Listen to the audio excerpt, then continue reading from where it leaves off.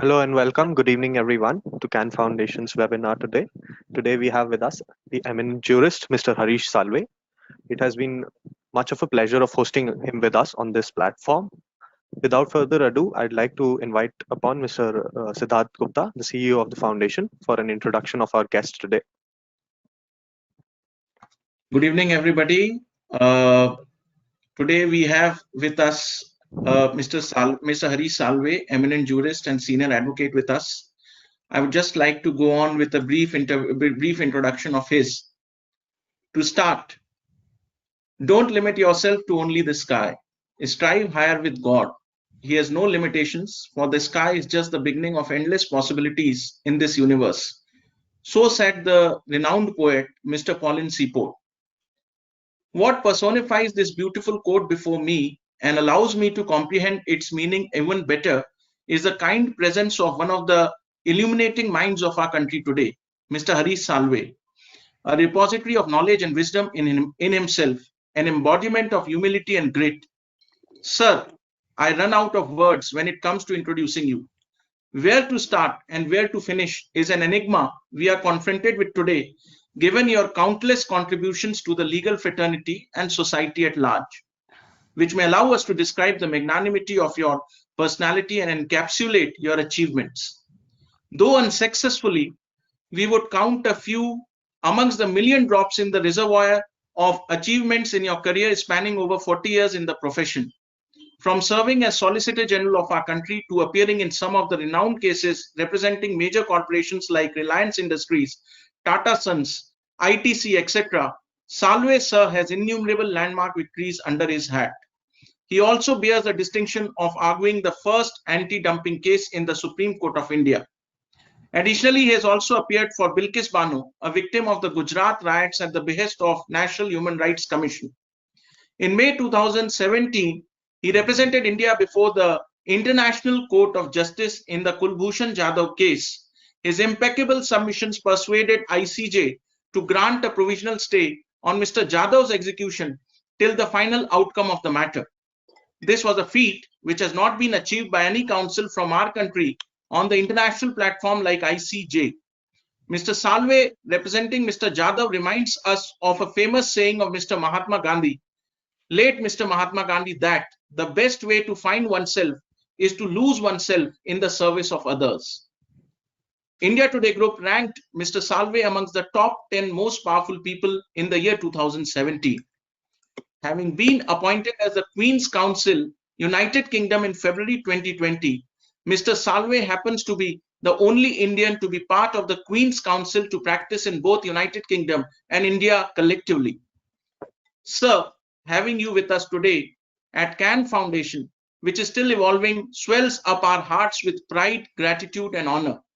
On behalf of the foundation, I must tell you that this foundation is conceived with the objective of reaching out a helping hand to the economically weaker but bright and meritorious students in the form of scholarships. The foundation, under Project Eklavya, in the present year has already disbursed a scholarship of, in its maiden year of formation, has already disbursed a scholarship of 14 lakhs to around 13-14 students from various NLUs. The foundation has started the first of its own kind project in the country titled as Project Dhananjay for launching some of the ignited minds into litigation by paying such students, fresh graduates, monthly stipends from the corpus of the foundation.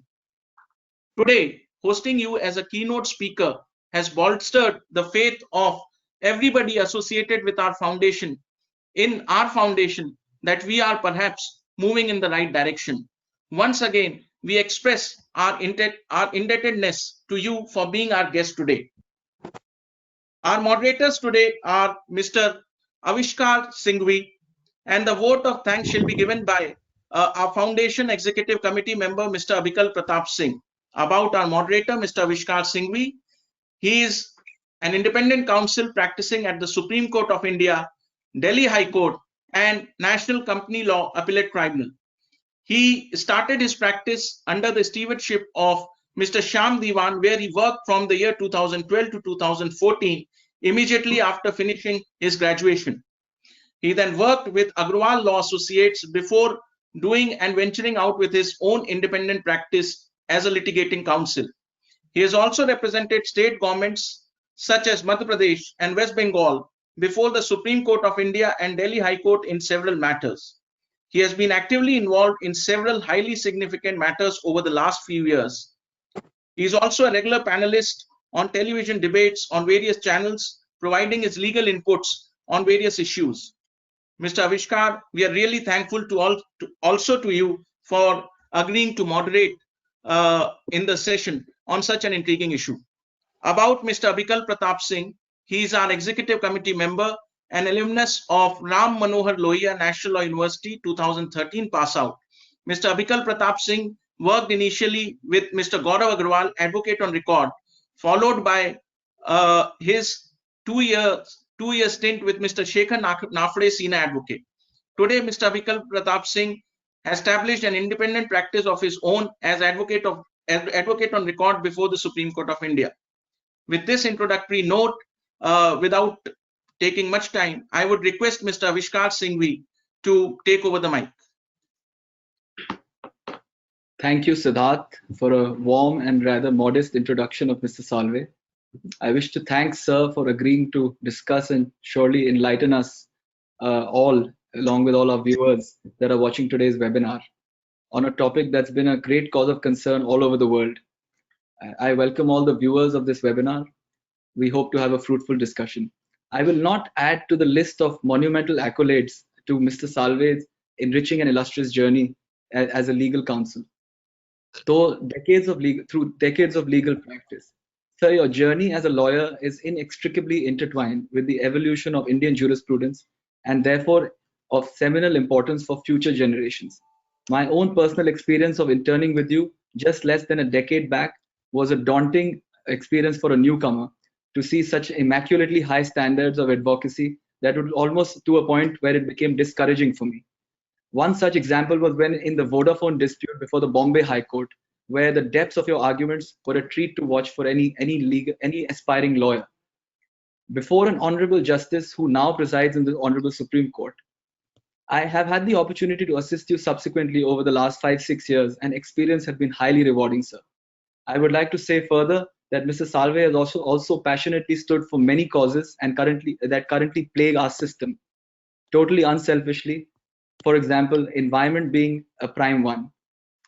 Not too long ago, sir, you have spoken candidly regarding the abuse on social media platforms pervading all through the system, and especially regarding the judiciary. While during a hearing of 3 distinguished Supreme Court judges expressed their anguish at the repeated attacks on social media, they sought your suggestions on what should be done. Today's topic is the insulation of the judiciary from social media diatribes. After all, we must defend and protect those who defend us all. In the present context, we must lay emphasis on the word diatribe or a vituperative verbal assault and distinguish it from what may be labeled as beyond legitimate criticism of a ruling or official actions of any judge. Voltaire was expressed by an author of his biography, namely Hall, to state, I may disapprove of what you say, but I will defend to death your right to say it. It makes the task of the judiciary even more difficult, where it must, on the one hand, jealously guard sacred freedoms such as free speech and expression, and on the other, it must not allow the reputation of the institution to be irretrievably tarnished. And it also must ensure that the delivery of justice is not hampered, and the dialogue between judges and lawyers is sustained. It is indeed a tightrope walk.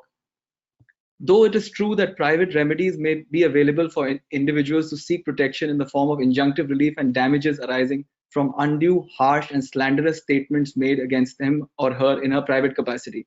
However, where the entire reputation of the institution is at stake, should there be an overarching need for specialized and efficient regulation?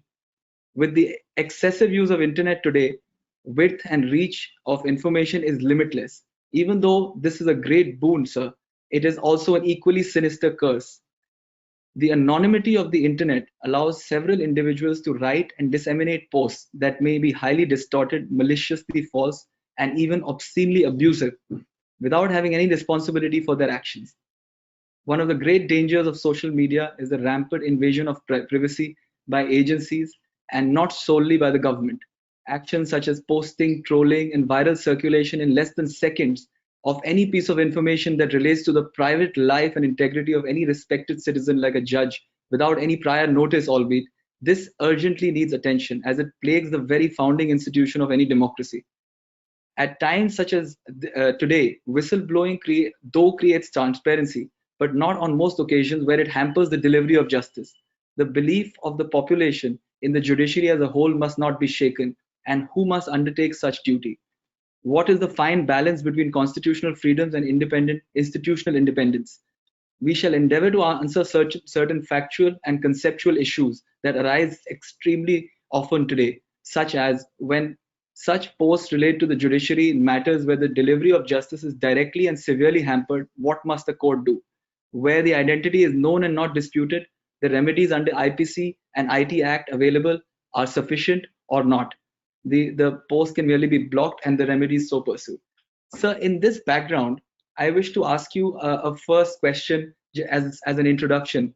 My question is that what, in your view, sir, could be labeled as a diatribe or a bitter vituperative verbal attack that is beyond the limits of free speech? Any illustrations or bright lines between, on the one hand, creating an environment of judicial accountability through legitimate criticism, and on the other hand, contemptuous posts that hamper the fair administration of justice would be really helpful, sir. Thank you, Avishkar. Thank you for the question. If I may just, in a moment, express first of all my delight about your organization.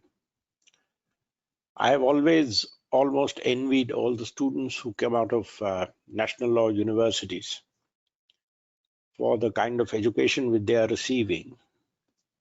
I have always felt my lack of education as a serious limitation and tried to catch up. Because as you know, in our profession, you are always a student.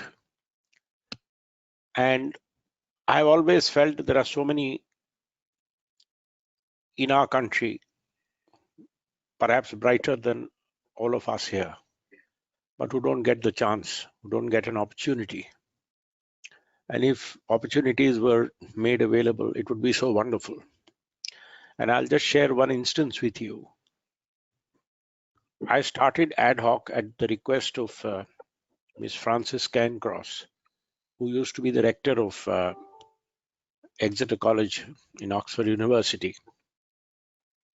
She said there is a very bright girl from Delhi who cannot afford our fees. She has got part scholarship, part she cannot afford. Can you help? And I knew Francis and I agreed to help that young lady. She used to live in Vasant Kunj. Hardly did I know. That time I used to live in Vasant Vihar. She used to live half a mile away from a middle-class family who couldn't afford the 40,000 pounds which would have cost over and above the scholarship she had got. I was so happy that young lady passed with flying colors. She went in for her graduation, her post-graduation. I helped her in that. She did international tax law. And guess what her subject was in international tax law, which she didn't know I had anything to do with. She did international tax law with the Vodafone case. And so when we were arguing it in Supreme Court, I told her, you can come and sit and hear submissions for a few days. She's, of course, done her doctorate in international tax law and moved on.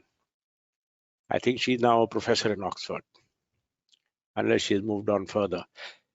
So this is a story, and there have been a lot of others like her. This is a story I always recall with great pride of what Indians are capable of given the opportunity. And I'm happy there is an organization in India which is helping students who have the skills but not the economic means to acquire education, because you are doing the biggest service to the cause of jurisprudence, to the cause of development of law.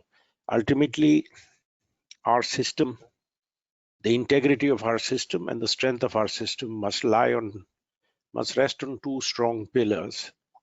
One is its integrity of character, and the other is the integrity of its intellect. And unless you have both, you will not have the kind of judicial system which a country like India needs and deserves. which drops me down to the point which you raised. The law of contempt apart, if you step back for a minute and see what is it that we are talking about and what is it that we want to protect society against, not just the courts, I think we get all the answers. The judicial institution in India today has come to acquire in the common man's mind space a unique position. And in certain respects, a lot of the frustration the citizenry feels by poor governance is addressed by a feeling that, well, you can go to a court and get relief. May it be at an individual level, may it be at the level of a person who has been treated badly by the system, or may it be now through the form of public interest litigation. So this institution becomes as important as an institution as Parliament. I have always said the court is no higher than Parliament, but no lesser than Parliament. And if we keep this in mind,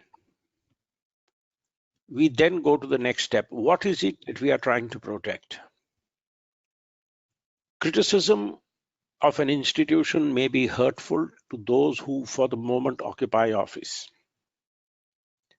But if the criticism is of the kind that at the end of it, the institution will emerge stronger, that criticism is justified. That it is addressed in words which may be in questionable taste is never a ground to circumscribe the content of that criticism. You may criticize the language, but you must preserve the right to make that criticism. A criticism which is meant to undermine the authority of the system, which is meant to undermine the court. And when that criticism undermining the court is made by those who have sway over public opinion, that is, I think, something which undermines one of the pillars of democracy. And that is a criticism which must be dealt with. As you know, the famous story when the famous Blackburn cases, which are the turning point in English jurisprudence, and although they moved away from it, we have developed that further. For the first time, the English courts, one Mr. Blackburn went to the court and said, I want the court to issue a direction to the police to enforce pornography laws in Soho. And the usual answer would have been, who are you? And how are you affected? And he said, I'm a British taxpayer. And I'm entitled to see that the law is enforced. And Lord Denning in the Court of Appeal upheld his contention and said, yes, he has the standing to seek a direction to the police. And at that time, there was a very eminent jurist. At that time, he was known as Sir Quintin Hogg, who later became Lord Hailsham. He used to be Lord Chancellor. He was a very eminent silk. For long years, he was Lord Chancellor after that. And he's author, as you know, of the Hailsham edition of Halsbury's Laws of England. So Mr. Quintin Hogg, as he then was, wrote a stinging rebuke of the court, saying, what have your judgment, what do you do, and what are you going to achieve by all this and by opening these floodgates to allow this kind of a criticism? So Mr. Blackburn was back in court saying, Mr. Hogg has committed contempt. And the Court of Appeal reversed and threw his contempt out. And Lord Denning said something very important. He said, contempt is not to protect our dignity. It must rest on surer foundations. Contempt is to protect the institution and to prevent interference with the course of justice. So if we keep these big guidelines in view, anything which undermines the institution rather than criticizes the institution, that has to be where we stop. That is where the freedom of speech ends, and that is where you cross the bounds of legitimacy. And not only you can, but you should bring the might of the law down on such criticism. Let me give you an example which is uncontroversial. I read in the newspapers the Andhra High Court has issued notice. I asked a friend in Hyderabad to send me the kind of comments which led to this notice being issued.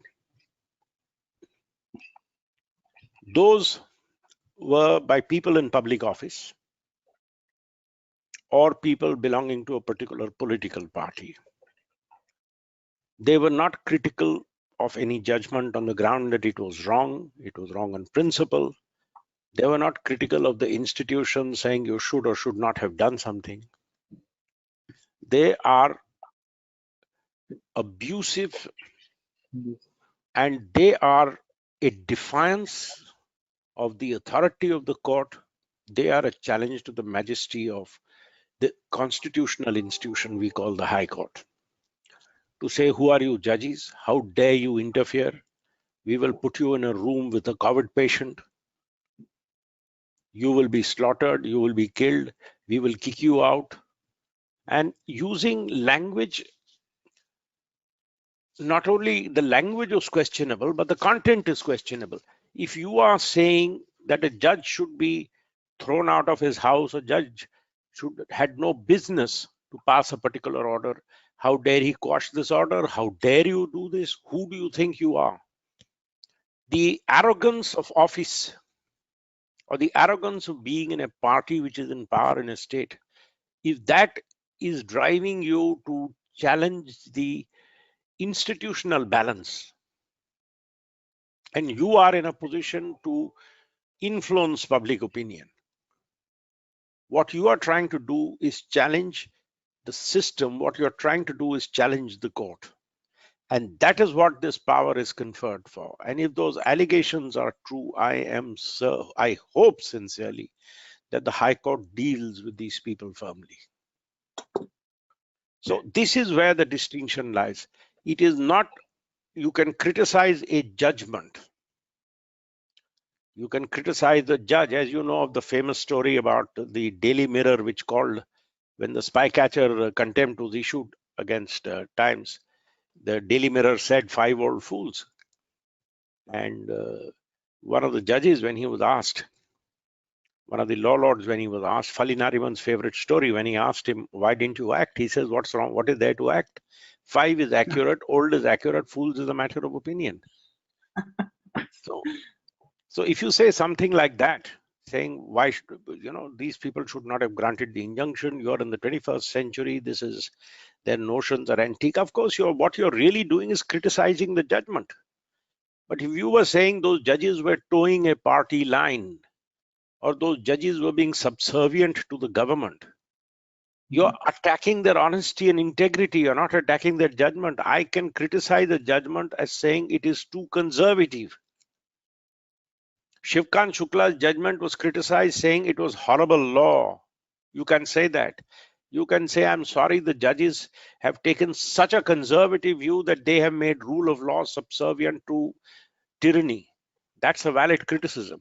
But to say that those judges acted like this because the motive was that they were scared of the government, you're treading on dangerous ground. Yes, sir. And this is particularly relevant today, where I think everybody who has a point of view thinks the Supreme Court is a national dartboard on which everybody with a point of view has the right to throw a dart. And this must stop.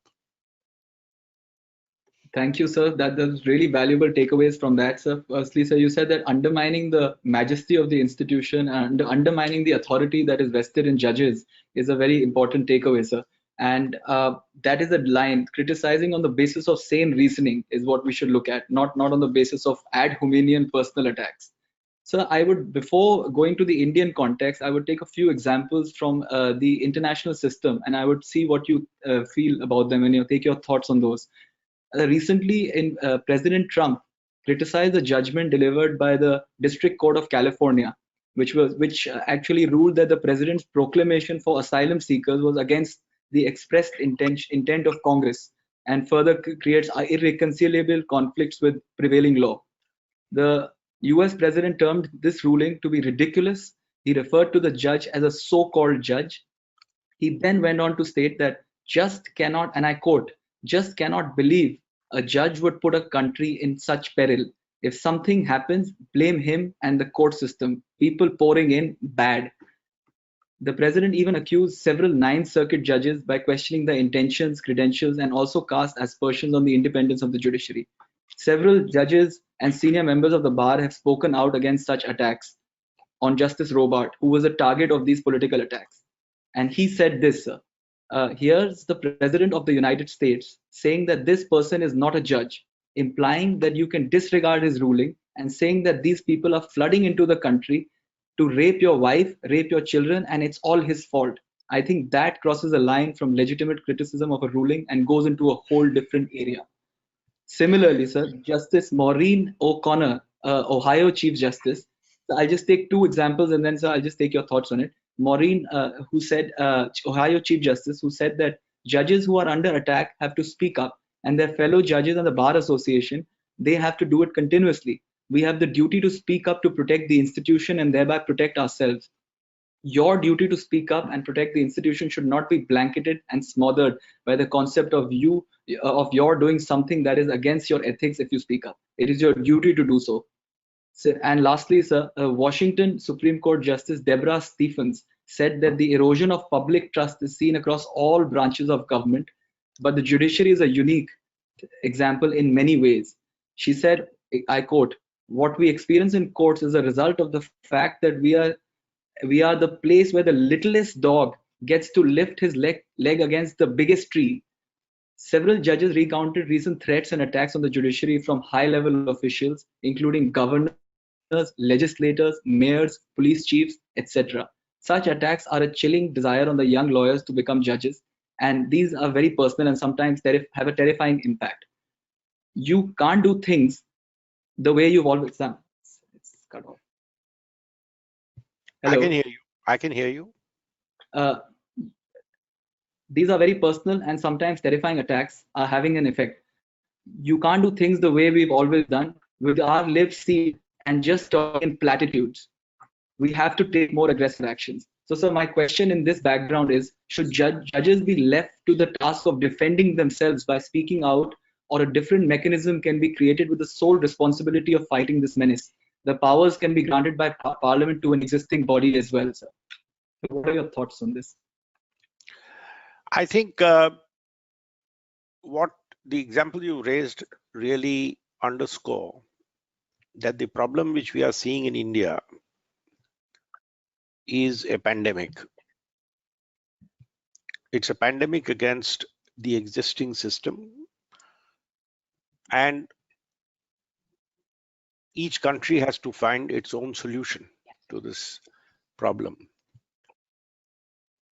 No right-thinking person can uphold, can support, or even swallow the tone and tenor of President Trump's comments.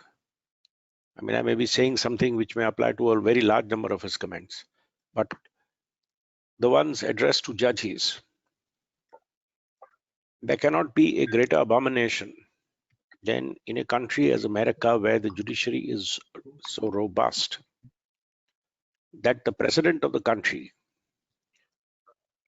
criticizes a judge, not because if Trump had stopped at saying, I have read the judgment and I think it is ridiculous, I would have said it is bad language, but the content is justified.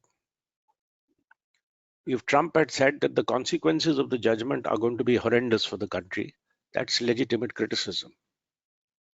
I have publicly said that a judge who is now giving grades to the Supreme Court post-retirement, some of his judgments have been disastrous for India. If our GDP has dropped 1%, Supreme Court must get part of the credit for closing down mines, for closing down industries, for closing down collieries. And some of the judgments are deeply legally flawed. And very clearly, they show that the court took a view which was very difficult to sustain. But it's a wrong judgment. One can use language to criticize. You can say the judgment is wrong. You can say the judgment is horribly wrong. You can say Yes. certain judgments display a mindset. That's a legitimate criticism. You can say certain judgments show that the approach taken is very suspicious of business, very suspicious of industry, or an approach taken is unduly pro-environment or unduly conservative and anti-environment. All those are all legitimate criticisms because they are directed against ultimately the judgment. The moment you go further and say disrespect the judgment, that is where you are crossing the line.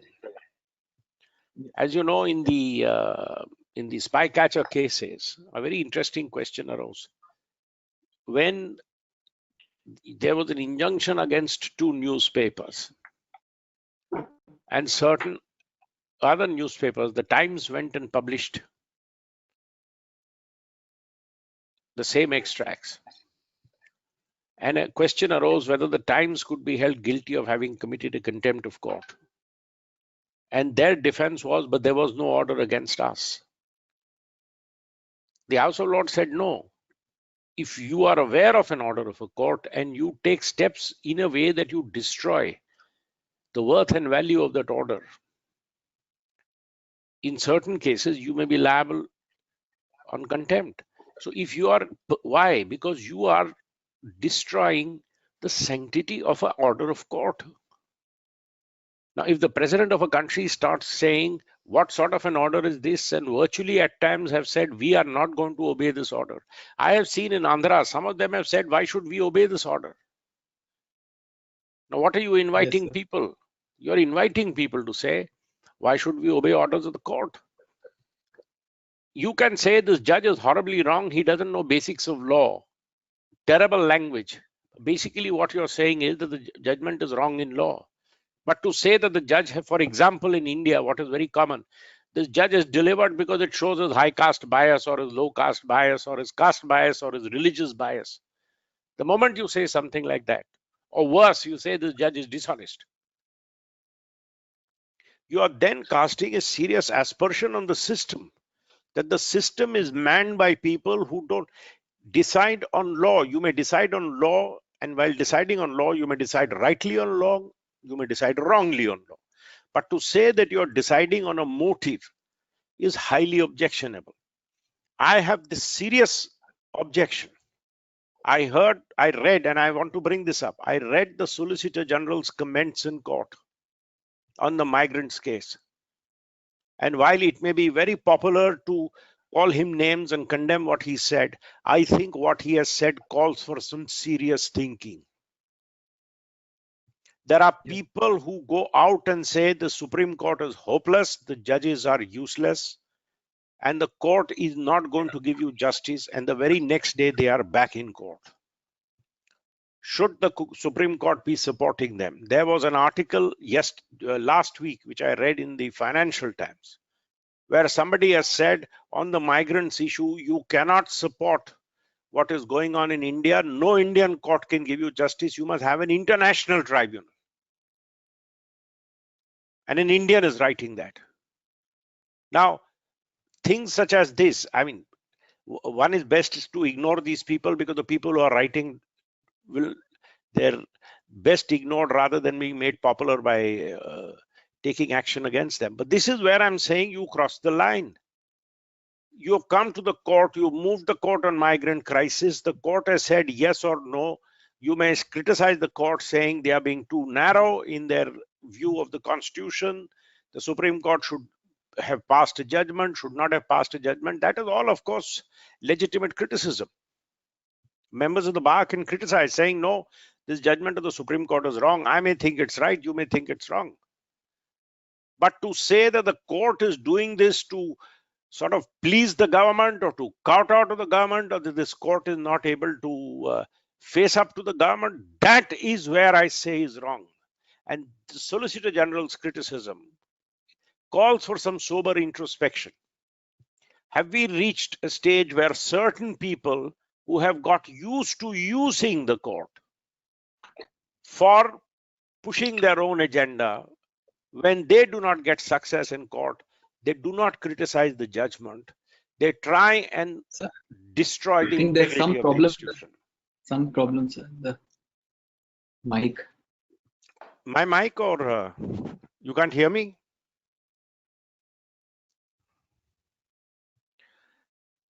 Can you hear me? Yes, sir. So there was some scrambling in the sound, sir, and I think it's better now. Yeah. No, No, I'm sorry. That is perhaps at your end. I'm sorry. The sir's video is going perfectly fine. Okay. Okay, I'm sorry. Yeah. I'm sorry, sir. Please continue. Yeah, Sir, if sir's video is perfectly fine. It's fully audible. Yeah. There is some at your end. Huh. No, what I was trying Sir, to say, thank you and for, at a time like this, Yes. where the whole country is on tenterhooks, people are moving the court. The judges have to draw their own conclusions of how far will they go and where will they defer to executive wisdom. It's a very, very difficult decision on a case-to-case basis. And hindsight may say in 20/20, the judges went too far or the judges didn't go far enough. And we will all examine these judgments. But to say that the judges are not doing this because,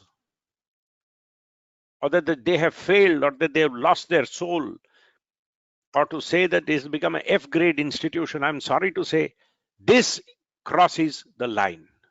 Should Yes. it be actioned is another matter. Most of these comments are best treated with the contempt with which they deserve. As Justice Mukherjee had said about the late Shri Shiv Shankar's comments, we treat these contemptuous statements with contempt. But there may be some cases, like the Andhra cases, where a message has to be sent. Absolutely, sir. So thank you for that wonderful exposition of how this should be dealt with. Most of the cases, I think we value free speech in our country rather highly. So we need to protect on the one hand, legitimate criticism of rulings, and on the other hand, we must draw the line where it becomes abusive or irrational personal attacks on judges that undermine the entire integrity of the institution. So I would like to draw your attention to certain examples in our Indian courts. So, and one of them, or a couple of them, you have been a part of where your suggestions were taken, sir. So India's fair share of incidents have taken place since independence, especially in politically sensitive matters relating to riparian disputes, NRC, Ayodhya, land acquisition, to name a few. Several instances can be quoted as examples. The Supreme Court has although expressed anguish and genuine concern on several occasions about the attacks from lawmakers, journalists, senior advocates, and anonymous individuals on media platforms. So why do you think it is not translated into any strong action? So before that, I take your answers. I'll just highlight 2 or 3 instances of what the Supreme Court justices have said. Very recently, Justice Nariman expressed great displeasure and criticized the violent agitation that broke out in Kerala after the Sabrimala verdict, when he said compliance with the Supreme Court judgments is not optional. Justice Chandrachud and Justice Nariman said bona fide criticism of the Supreme Court judgments is permissible, but organized efforts to subvert the judgment cannot be allowed. Similarly, Justice Chandrachud had remarked with caution regarding what his interns told him, and frankly, sir, this is quite scary. And I quote, "Please don't be on social media. It's scary. The amount of vile threats, abuse which you have received, it is scary." And this is personally to him. He further added that it is a part of the system and we as judges should have broad shoulders. Let people give vent to whatever they feel about a judgment, because we are dealing with the difficult issues which are difficult for us to take a call on as well. Justice Arun Mishra too responded to severe criticism on platform accused from the land acquisition matter. He said that the section of people are carrying out a concerted campaign on social media to malign him. Chief Justice Bobde, in a different context, referred to the backlash that during the Delhi CAA riots, and he said that we can only deal with the situation after it occurs. The kind of pressure on us, we can't handle that. It's like the court is responsible. We are reading newspapers, we know the kind of comments that are made. Courts come on the scene after the thing is done, and the courts have not been able to prevent such thing. Earlier, sir, in a different context where sir, you were personally present in court, in 2017, such comments on social media had come under the scanner where a bench comprising Justice Deepak Mishra, Justice Kanvilkar, and Justice Chandrachud observed that they should sit in Supreme Court and see how the government is hauled up. Further adding on to it, he said that earlier the right to privacy could have been infringed by the state only. Now such things emanate from private parties too. The concept of my house is my castle is fast fading due to the intrusion of private players. Justice Nariman also remarked that the civil laws in India were defective and there was an urgent need for some kind of regulation. So there are several malicious campaigns going around. So my question to you is, with such express and vocal agony expressed by honorable justices of the Supreme Court and other high courts, we still do not have a specialized system of preventing and investigating such excesses. What kind of regulation do you see in place for such excesses? Should the court only resort to its suo motu or epistolary jurisdiction and keep taking suo motu cognizance and prosecute under contempt proceedings, or should a specialized body be there? And in this regard, sir, the courts of the Andhra High Court, which you had referred to, become really relevant, where it was said that there is also fabrication of material with abusive, hatred, and contemptuous contents to cause incitement, disaffection, and ill will against the honorable judges. So I would seek your views on this. See, our judges have expressed serious concern over the way things are going. And I would, speaking for myself, for a lot of people who make comments, they don't spare lawyers, they don't spare judges. I had made the mistake of joining Twitter for a month or two, and then I quit it because for the most I was being abused by people. For each person thought he had a right to decide which case I should appear in and what I should argue, and why I argued something, and did my conscience not bother me for having argued something. So each person today, social media, especially platforms like Twitter, and I believe there are other similar platforms, have put the power of publication in the hands of each individual. I had suggested to the government, and I keep suggesting this to the government.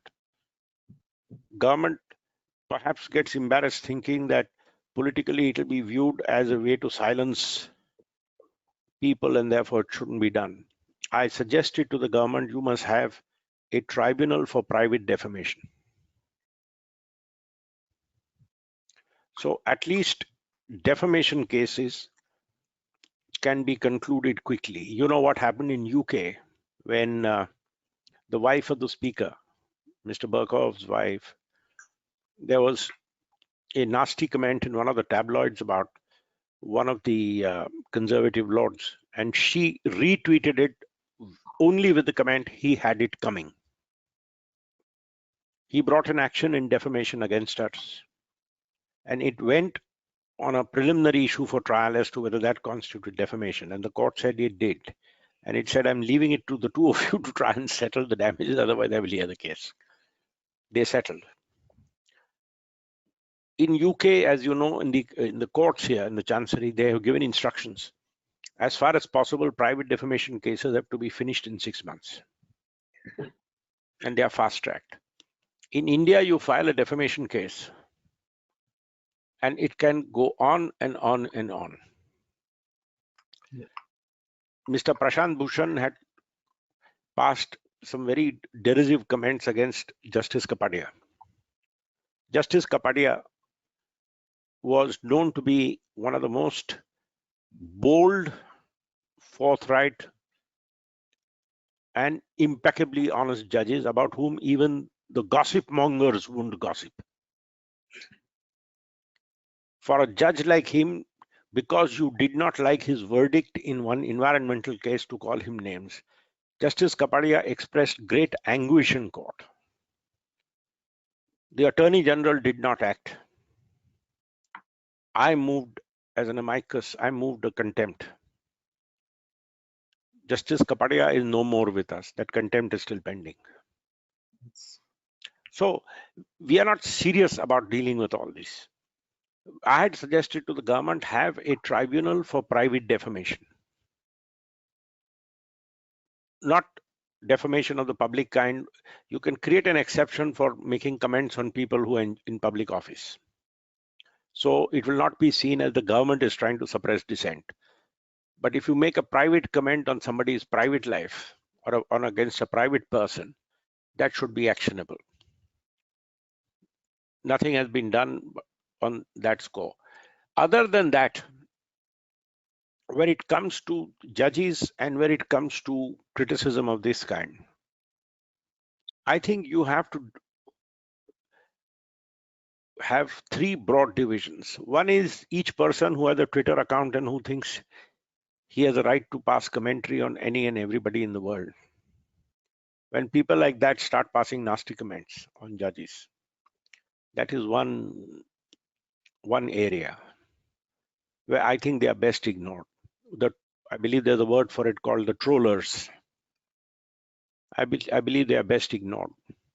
I think younger members of our profession many times take these people on and correct them. The second is people who are in a position that they hold sway over public opinion, and I put them in two kinds. One is you may have people who are in socially important places. Today, as you know, in India, quote unquote, civil society has come to occupy a very important space. Now, people who claim to be part of civil society, who are vocal, who are seen, who are heard a lot, and whose opinion matters, and people who are in government, who are in political office, who by definition are therefore people who communicate with the masses and who are people who try and mobilize public opinion. It is when people like this pass comments, it has to be seen very carefully. And I would classify it in two, where government or people in government make comments about the courts, it has to be viewed very seriously. Because that is upsetting institutional balances.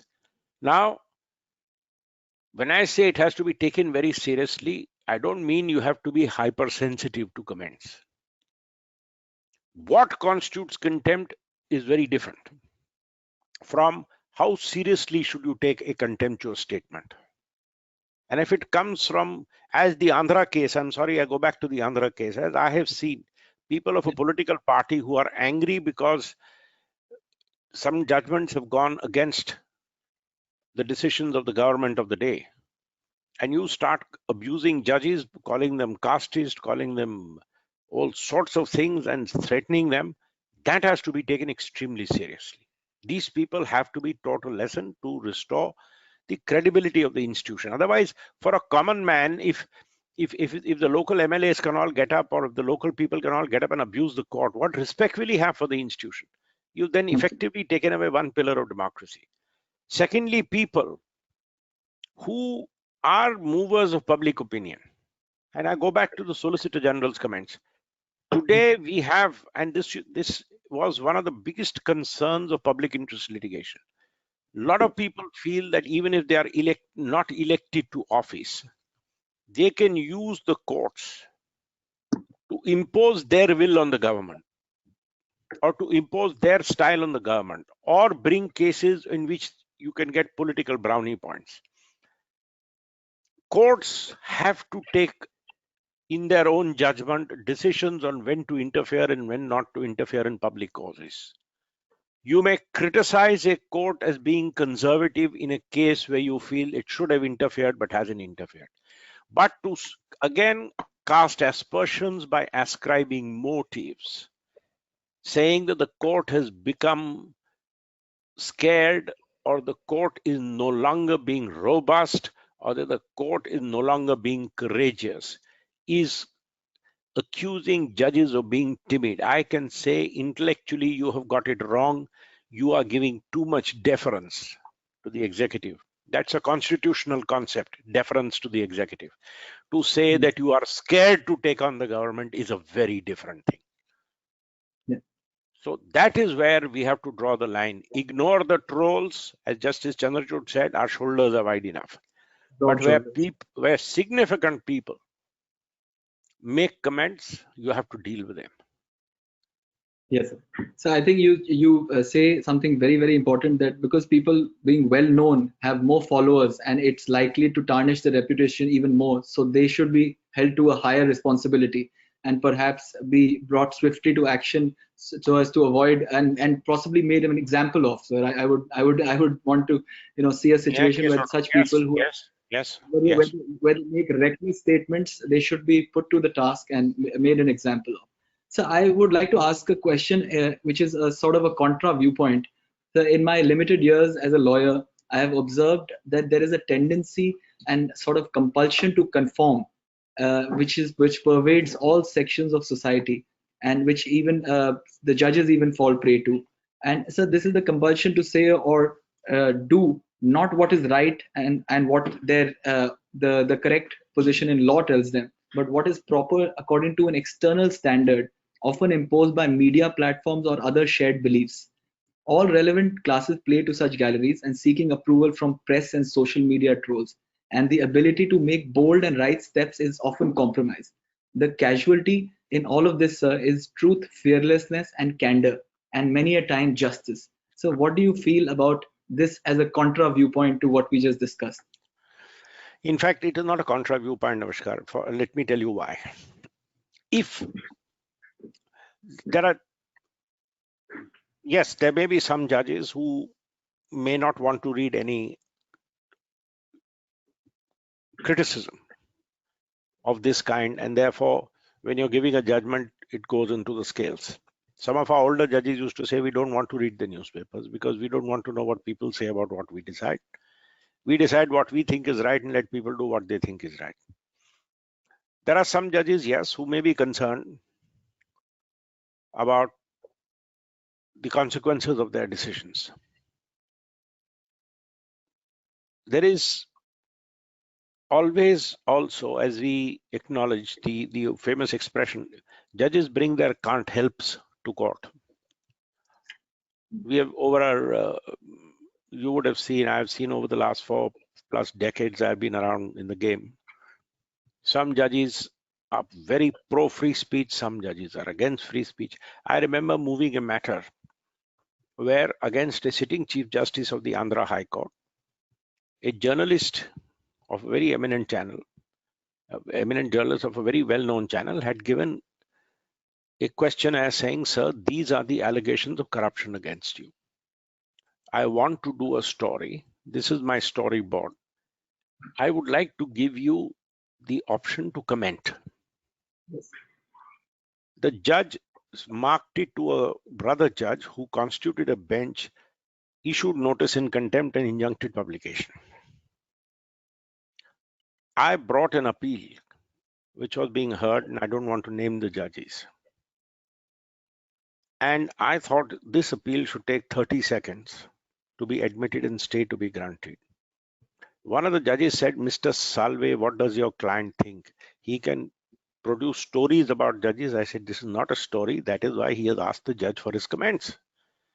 And if the judge says they are completely false, my client will have to go back to the drawing board and decide that in the face of a denial, does he still want to carry the story? Because then he knows he's running a very big risk. That if it turns out to be false, he will take the consequences. He says, look at your language. You're calling it storyboard. I said, I'm sorry, that's a technical expression. A storyboard, it could be a true story. I mean, all stories are not fiction. Absolutely. And they said, no, how can you write about judges? See this. So some judges are conservative and they can't help. Now, was that judge saying it because he was of the same caste as the judge in Andhra High Court, or was he saying it because he was of the same community? Of course not. He was a narrow-minded judge who thought that was the width of free speech. So all judges bring can't helps to court. But at the same time, when you have this kind of unmitigated badgering of courts by people who hold sway on public opinion, and it is not contained, it will affect the working of the system. And let me tell you where it will affect the working of the system. Ultimately, the power of a judgment is the power of public opinion. If I fight a case and I lose, I should have the confidence to accept that I tried my case, but it went wrong. I should not go home thinking the judge was worried about what the newspapers would say, and that is why he decided against me. The day I get that feeling, you have eroded my faith in the judiciary. So we have to be careful while not being oversensitive. Goes back to the broad issue which I was making, where people in high office start attacking institutions in a way that the people who are the consumers of justice start feeling. See, and anybody who loses a case in court goes back unhappy. He should go back at least with the feeling that, well, I'm not happy with what was done, but well, an independent man, an honest independent man felt this way about my case. I'm sorry he felt this way about my case. If that man goes home feeling that that fellow knew in his heart I was right, but he got scared because what the newspaper would say tomorrow, that will undermine faith in the judiciary. And that is why we have rules. For example, covering criminal trials. Why do we say in the currency of a trial, the media should not run a campaign? It is not whether the judge is being influenced, but will people feel that the judge got influenced? You're undermining the credibility of the process. So that is what we have to be careful. Keeping in mind this broad distinction, trollers can go on and say whatever they damn well please. But keeping in mind this broad distinction, we have to be very careful.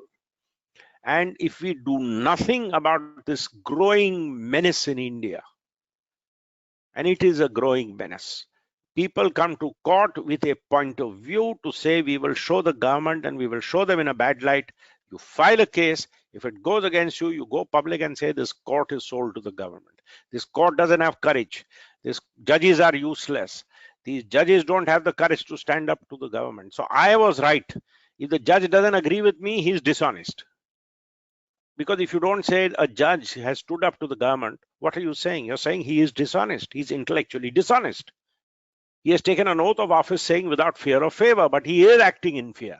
So he's being dishonest. This tendency must at some point be curtailed, and we owe it to the system. Your generation, my generation, we have let our institutions down. Let me make no bones about it. We have let my generation has let down the institution. Your generation has to be more alert and more careful, because the power of the media is very different. When we were young lawyers, you had 3 newspapers, and they were very, and they were all very conservative. Today, with social media's explosion, half of us don't even know how to handle social media. Yes. Your generation has to be very alert to this growing menace. Otherwise, 20 years from now, you will have no court to practice before. Absolutely, and it discourages younger lawyers to take up the job of becoming judges. So absolutely. You just referred to, sorry, sir. So you referred to a trial and how the judges, the media should not over-report trials. So what are your thoughts on the sub judice rule today, and which seems to have been reduced to vanishing point, and which is even fueled more so by the rise of social media. So it's a sort of a connected See, question. I feel, especially in criminal law, I feel very, very strongly that what we have in India is a complete travesty. And believe me, I know this for a fact. Your investigation agencies are completely off the hook by using this trial by embarrassment instead of trial by court. Today, people want, the media wants, and the angry people who have all the time in the world to dominate this space of social media, they want instant justice. So allegations are made. You first make allegations against a person. It goes to the police or it goes to an investigation agency. That agency is very sensitive to criticism. So what is the soft option? Register a case. Damn the reputation of the person involved. Then the pressure builds up. What do? Arrest that person.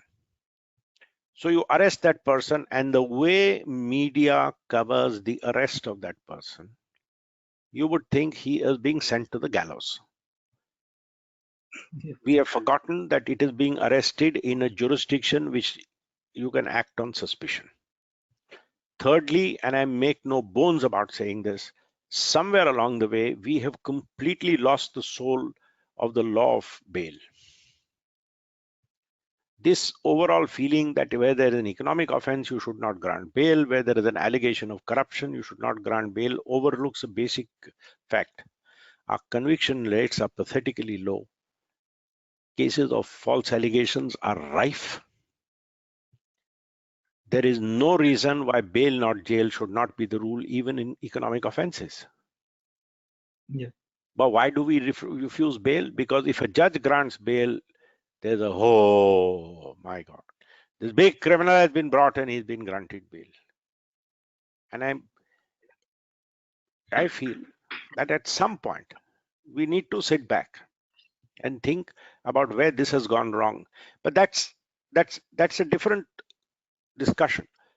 The kind of hydraulic pressure this brings upon the system is one. And the second is the perceived hydraulic pressure. Should a person denied bail go back into jail feeling this bloody judge got scared of the media? Yeah. See, then you are losing faith in the system. Absolutely. What will he then try to do? Then he will try and buy 5 newspapers to write different articles. So, yes, sir. Or he will try and say, okay, can somebody speak to someone and do something? That's where things start going wrong. That's where things go off the rails. So this media interference in criminal investigation, in criminal trials, and especially once you have reached the court, public trial is one thing. Having a running debate on a day-to-day basis with 5 panelists sitting and discussing what the evidence was, I think is ridiculous. Absolutely. I remember once when Colonel Purohit was granted bail, and Mr. Srinivas Jain, the famous anchor, he called me. And he started mentioning, but sir, how could he have been granted bail?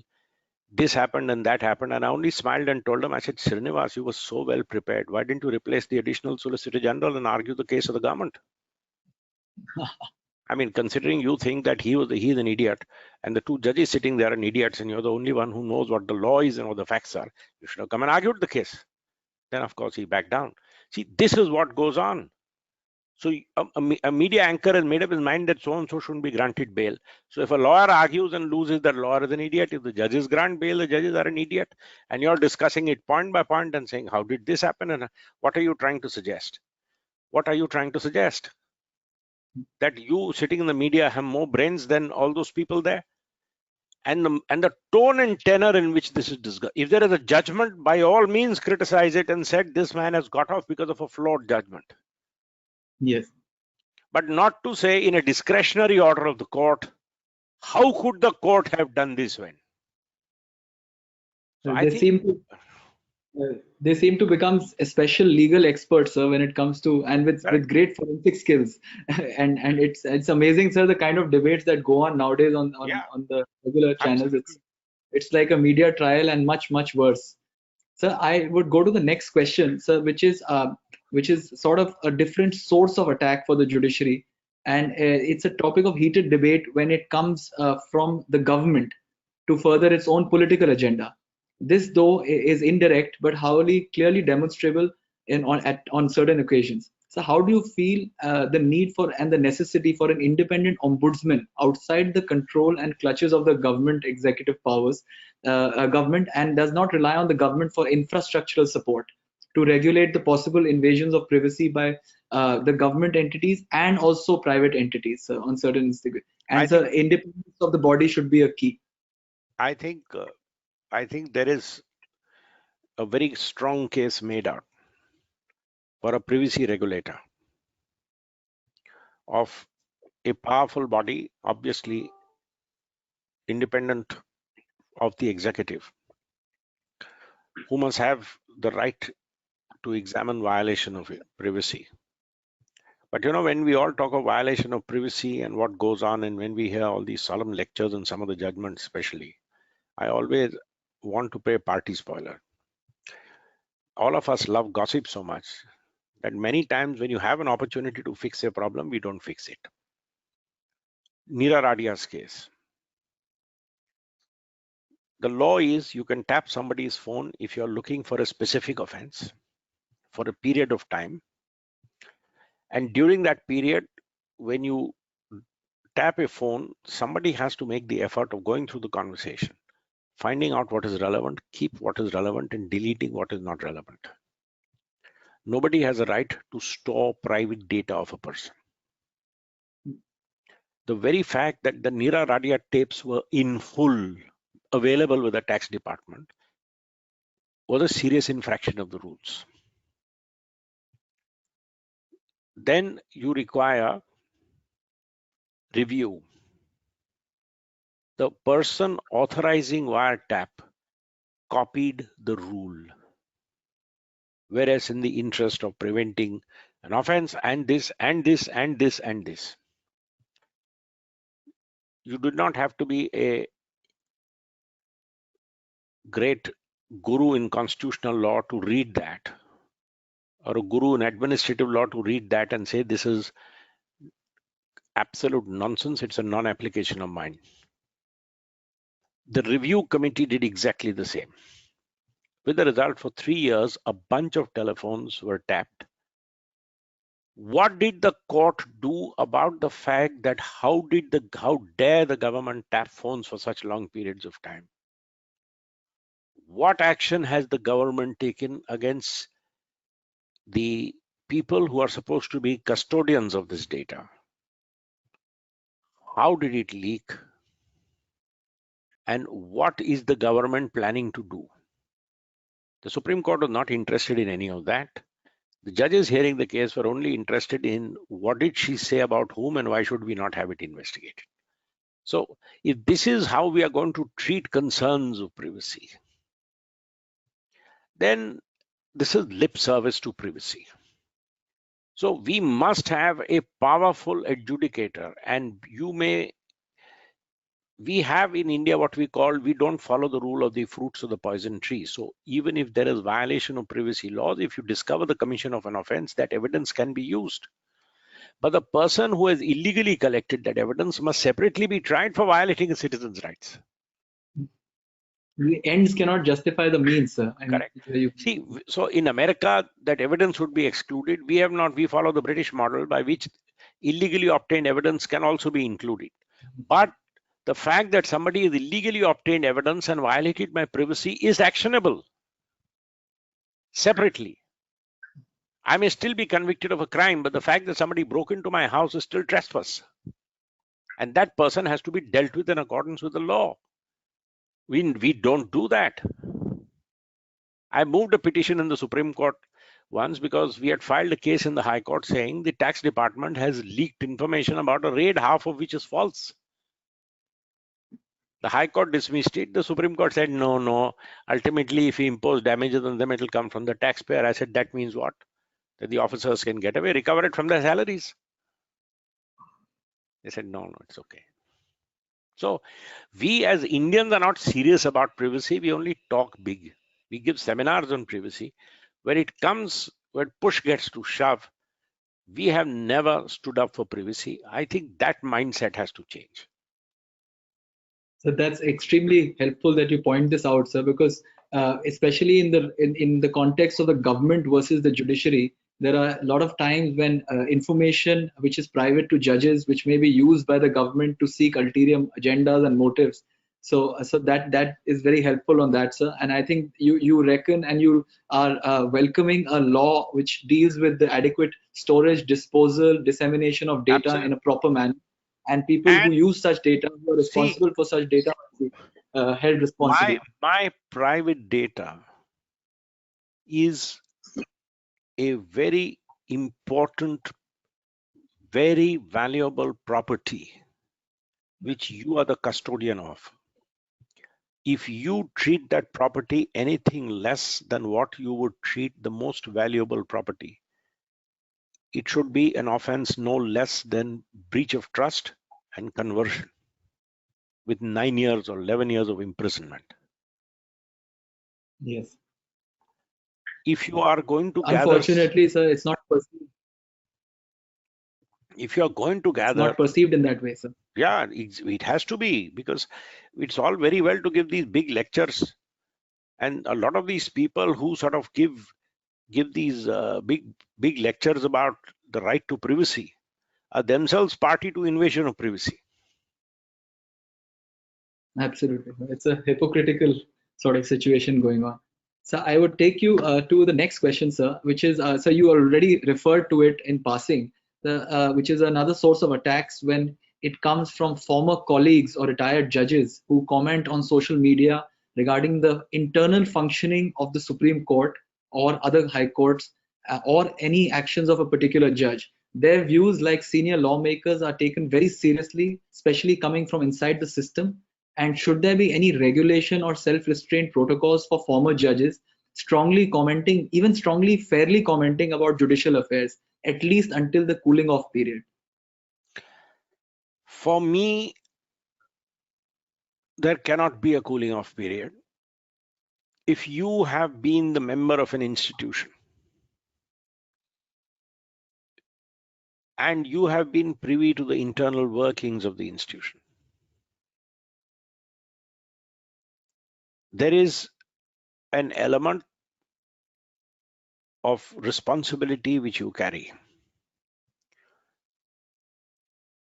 Unlike the rest of the world, our judges, till their last breath, like to carry the epithet justice and want to be called Justice so-and-so bracket retired. Yes. You will see, nobody does it. No retired US Supreme Court judge does it. Even in UK, the retired president of the UK Supreme Court just calls himself Lord Newberger, and Lord is, as you know, it's a title. It's not nothing to do with the office he has held. But we have a convention that our retired judges like to be called Mr. Justice till the end of the days, because if you want to carry that epithet with you, you carry with it the responsibility. You're telling the people that I have been a part of the system. And if you have been a part of the system, by all means participate in a debate on a repair to the system. But be careful, your comments will be taken very different. You have to be a team player as a judge. You have to be a team player. You cannot be on your own. Like in a government, there is a degree of collective responsibility even amongst judges.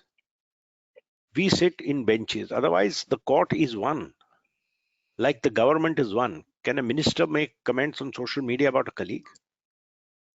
Would that be acceptable? I think judges should set a higher standard rather than a lower standard. So this is, I feel, something which, and this is the recent trend. In the past, you never had judges. save and except in very, very extreme circumstances like Shivkant Shukla or something, where it got to a point where also you will notice the comments of the retired judges were that we are sorry that the Supreme Court took this view. Nobody said anything about Justice Ray or Justice Chandrachud or whichever judges sat in that bench. They said something about the judgment. Yes, as a retired judge, you can always criticize a judgment saying this is too narrow, this is too broad, I don't agree with this, I agree with this. Of course you can. Judgments of the court are fair game for anybody, but not in this way.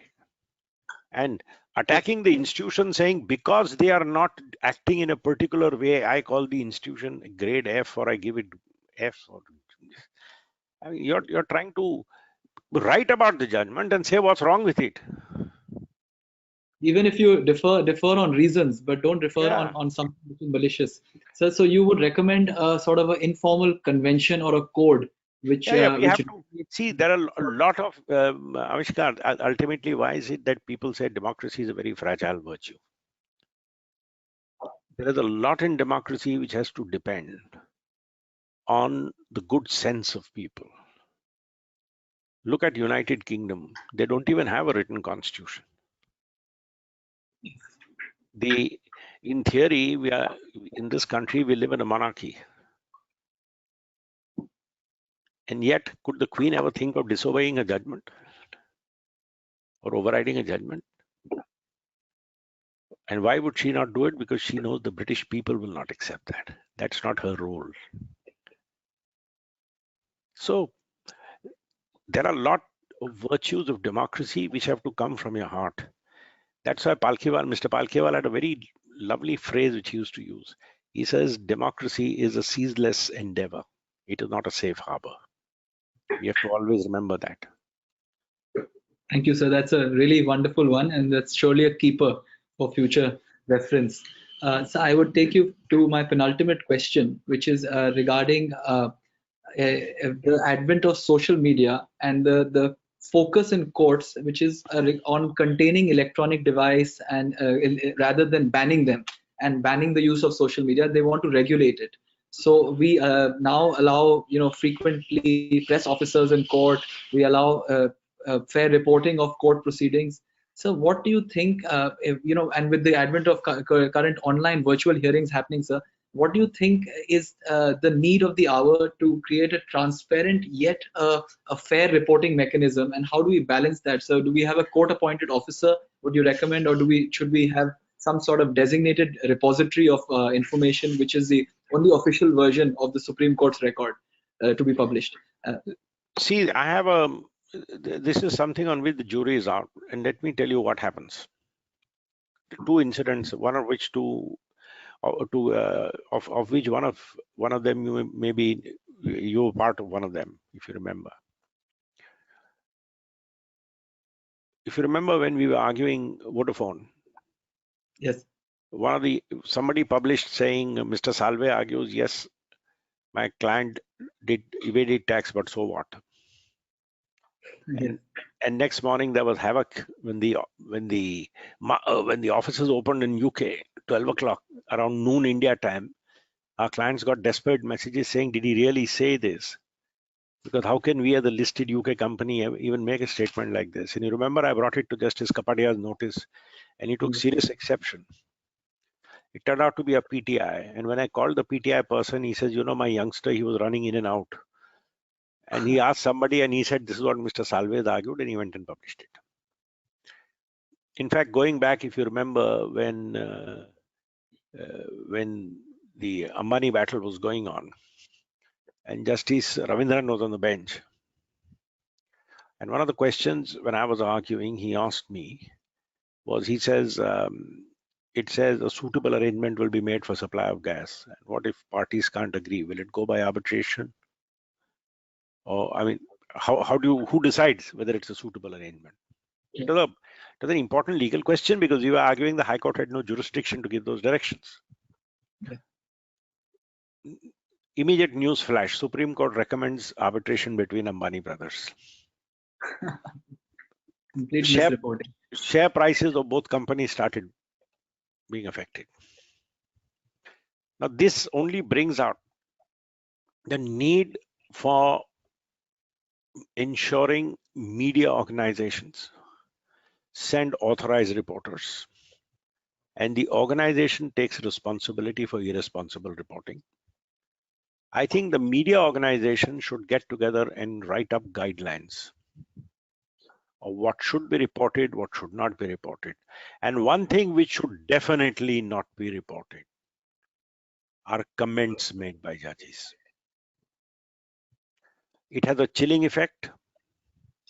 It has a chilling effect on advocacy, saying if I say this, the judge might say this, and what will tomorrow's newspaper say? The judges also feel that if you are asking questions and if it gets reported, many times you may change your view and then it looks like, Supreme Court slams so and so. It is an expression which we hear so often. Yes, sir. Court And ne phatkar lagai. the comments The taken judge, out of context. Judge is Completely. asking you a question, you're giving an answer. A judge will speak through judgment, but today you declared phatkar lagai because he asked a difficult question. So, all this has to stop. We need to have a code of conduct for court reporters and authorize them. And you must have, the media must set up its own ombudsman. And if they misreport, complain, and if it is found complaining, take away the accreditation of that journalist. Absolutely. So these comments taken out of context sometimes can be very funny, and they can change the entire scenario, and the media will focus on a different issue. A judge may be asking me very hard questions, but my skill as a lawyer is to rise up to the moment to answer those questions and turn him around. If you report them as a judgment of the Supreme Court, what is people are feeling? Oh, so overnight the judge changed his mind. But that's what the whole bloody process is about. And they will be afraid to speak their mind in the future. More of. That's why many judges, in fact, Justice Ravindran came next day to court and said, I was told this has happened. Then he asked me, I said, yes, my lord, my clients have also told me this happened in the Reliance case. And he said, I appeal to the media people, please don't do this, otherwise we will feel embarrassed asking questions. This really calls for a change in the way we report. So, absolutely. So, almost my final question, sir, before just concluding with a small follow-up question, sir. This was, sir, regarding, there are, as you have seen, sir, all kinds of people on social media, the good, the bad, the ugly. And the problem is really with the volume of content that is today available on social media, and sifting through that content and being able to spot that this is abusive and this is not abusive, this is merely legitimate criticism. So who must take, in your view, such responsibilities? So as you're aware of Shreya Singhal and the safe harbor under. So who should take the responsibility? Should it be the intermediary? Should it be the or the platform, or should it be an independent appointed body which actually is empowered with the task of looking and regulating this content? So what is your view? And so how would that be balanced with the constitutional right of free speech? See, the problem about the carrier taking sides is very serious. The safe harbor rule means you carry whatever somebody says, unless it is pointed out to be abusive or this, in which case you take it down. President Trump's comments on Twitter raise an important issue. I mean, his way of saying things is a little abrupt and a little brusque. But what he said is that he is making comments. Is it for the carrier to start doing fact check? That means then, as they say, you are no longer a carrier and then you're in the battle. So this is a matter of considerable complexity, because this is also new. But my feeling always has been that it cannot be either the obligation or left to the carrier or the platform, but there has to be somebody like a tribunal to whom I can complain if I have been slandered by somebody, and who in appropriate cases must have the power to take action. It's all a part of the defamation larger remedy for defamation and an effective remedy for defamation in India. So you would recommend a private tribunal when it concerns the judiciary for redressing such claims. That's extremely helpful, sir. So the one recent event that took place of a very distinguished, really fierce, well-known Delhi High Court judge, so which I don't want to miss out, and I want to take your views on it. He was recently transferred to Punjab and Haryana, and in the midst of the transfer, there were huge campaigns going. Some were actually to the point of ridiculing his character. Some were personal. Some were favoring him. So all kinds of stuff going around in social media. So at that time, sir, does it not hamper and does it not affect the credibility of the judge where he is now placed and the transfer system now? So I just want to take your views on that. That is exactly one of my well, I have always been a trenchant critic of this present system of appointments and transfers, and this is one of the reasons why I have been a critic. The court lacks the equipment to select the right personnel, and the court is not the institution which is designed to take this kind of slack. If this power of transfer is wielded by the court, both in appointments and in transfers, the notion of transparency may at times be a remedy worse than a disease. Can you imagine if suddenly tomorrow you find the name of 10 lawyers saying of these 3 are being made judges, 7 are not being made judges because they were not found good enough, young lawyers? How angry will those young lawyers feel saying, we don't know who asked you to consider our merits behind our back and give these kind of comments. Same with the transfer. Many times, would you want the reasons recorded by those judges for transfer to come in the public domain? I don't think so. They may be right, they may be wrong.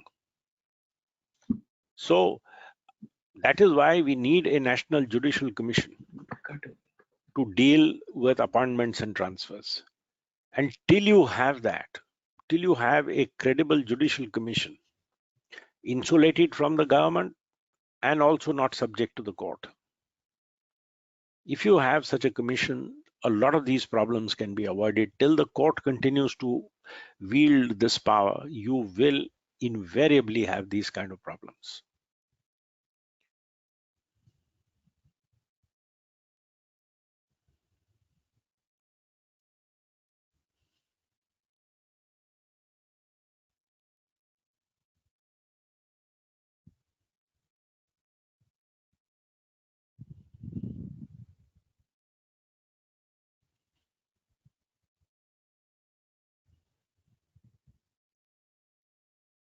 You'll have to unmute yourself, Avishkar.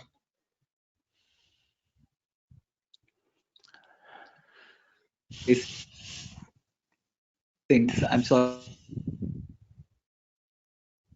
We just lost you for the last bit, sir. No, I think your thing went off. Yeah. A similar mechanism was in place in a judgment of by the Supreme Court, where they said that all complaints against any platform,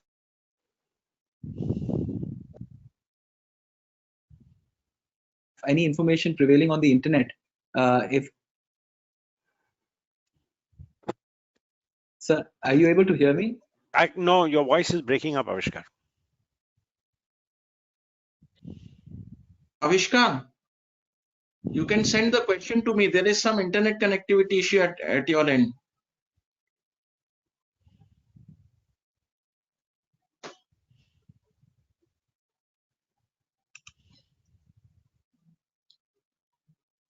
Enriching lecture. We've got several takeaways from it.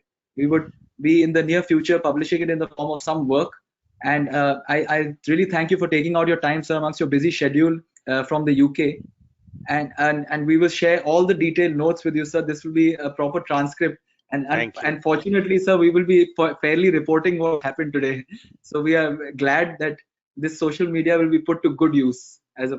I would transfer it to my friend Abhikal, who is going to be giving the vote of thanks for today's illuminating and enlightening webinar. Thank you very much.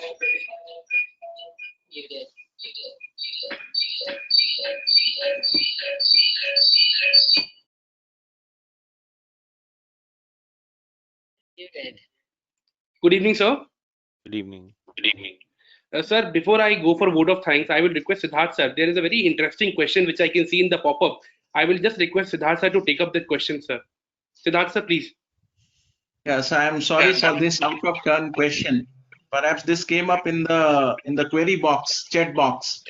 It reads thus: the Supreme Court has been at the receiving end a couple of times of unfettered social media notoriety over the recent issue of 4G internet connectivity in Kashmir. Social media is infused and replete with contents undermining the authority and integrity of the court, enough to sway public faith in the judiciary, even to the extent of polarizing it, and even the judgment against the principle of justice. Could you please, sir, explain the extent of the devastation such instances cause? Does it create a situation where the judges may be forced to give consideration to public opinion instead of the letter of law? And if yes, then how do we deal with this perpetual and perennial problem in such cases which have politically sensitive overtones? This is the question, sir. Siddharth, this raises a very this is a very important instance of what is going wrong today. There are a group of people, and that's why I said what the Solicitor General said in court requires very serious reflection. I have done a lot of public interest litigation myself, but I have seen in the last decade, when public interest litigation started spreading into holding politicians accountable, it opened up a completely new area where people realize the court becomes a good weapon to wield against political adversaries. And a lot of people started ruling the court through the judiciary.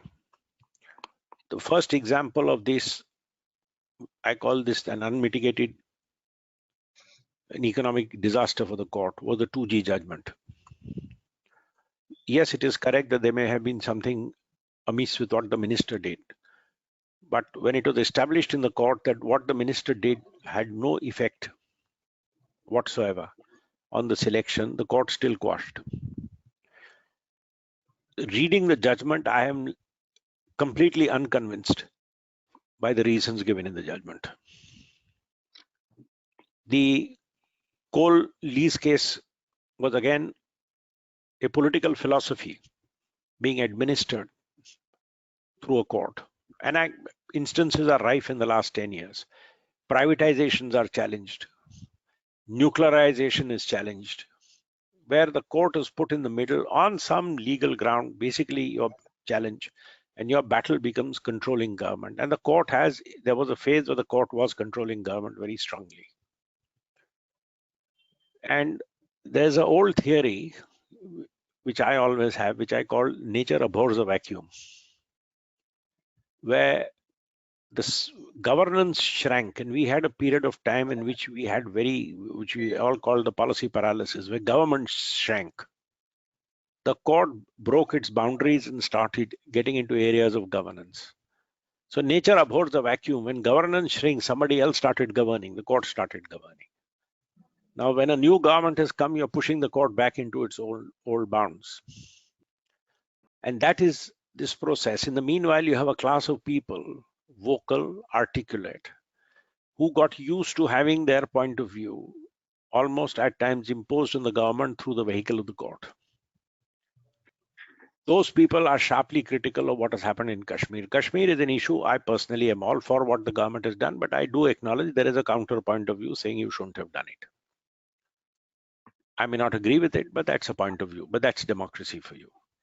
Now, to use the court in a case like this, if you are genuinely in human rights concerns, and the court has said, well, this is the problem with the internet, and there is a balancing between safety and security and access to the net. You back down. Somebody may say, well, I wish the court had been more bold and interfered or not. But to then ascribe motives saying, look, even the court has abandoned the people of Jammu and Kashmir, as it were. Which means if you don't listen to me, I will pull you down. So your respect as an institution depends on how long you listen to me. If I don't have my way, I will destroy your credibility. This is what I have been speaking about. And this is the Kashmir judgment is one classic example why this tendency has to be curbed.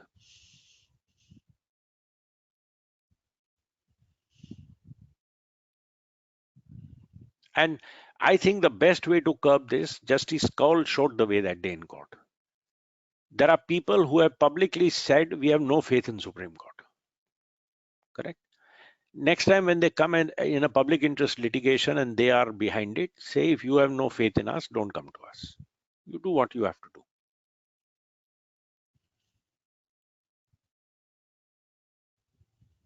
Right, sir. Thank you so much, sir. Now I will proceed to vote of thanks. Sir, I would like to take this opportunity to convey to you that we, the young lawyers of this country, have always seen you as dharmarth of our legal profession. For our attendees, dharmarth find its mention in Sri Ramcharitmanas, a chariot that always leads to everlasting victory in every situation of life. While explaining the details of this chariot, Lord Rama explains, Sauraj Dheeraj Tehi Rath Chaka, Sat Sheel Drid Dhwaja Pataka, which means that the wheels of life's chariot are valor and fortitude, quality of being dutifully firm, truth and good character are its flag and banner. Sir, these are some of the characteristics that are vibrantly visible in your personality. Sir, and probably this is the reason, sir, you have been victorious in every sphere of life. Thank you, sir, for your valuable time. It was an honor and privilege for us to host you on our foundation's platform. So this foundation is helping the economically weaker students who are meritorious from all across the 25 national law universities in this country. Therefore, in future, we would request your blessing and support for them, sir. On behalf of the foundation, I extend heartful, thank you, sir. I extend our heartful thanks to Mr. Avishkar Singhvi for facilitating this exercise and for being a wonderful moderator. Before we sign off, sir, I would like to thank the whole team of students who have been working day in and night for the success of this webinar. Thank you so much, sir. Thank you so much, sir. Thank you. Thank you.